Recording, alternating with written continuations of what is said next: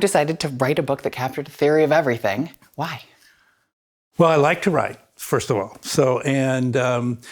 My dissertation was on a Renaissance poem, but the theme of the dissertation was strategies for living. And really, the Infinite Staircase, one way you could think about it is a framework for framing your strategy for living. And all the business books I've written were about frameworks. They were all about trying to size up a situation. And the key with strategy is you got to size up the situation before you prescribe the response. Most bad strategy books just prescribe the response and say, apply it, universally.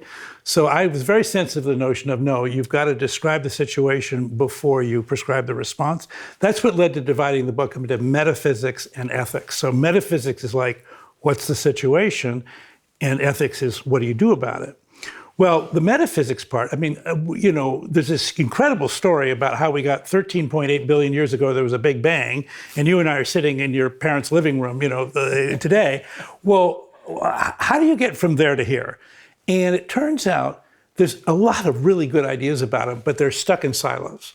So the astrophysicists will tell you a really interesting set of stories, and the microbiologists will tell you an incredible set of stories about how life emerges, and the social scientists and the Darwinists will tell you how you evolve from single cells to people, and then the literary critics will start telling you about narratives and analytics and whatever.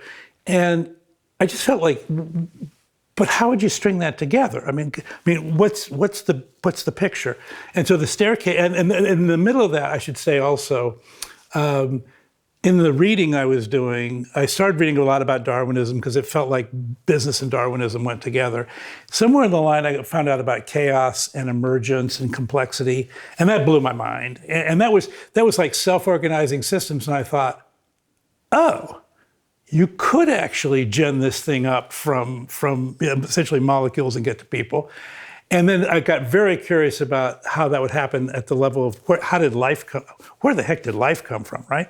And so I just kept on getting interested in these things. And then it sort of fit together in this escalation of, okay, it starts with physics, we know that. It kind of ends with theory, we kind of know that. What are the steps in between?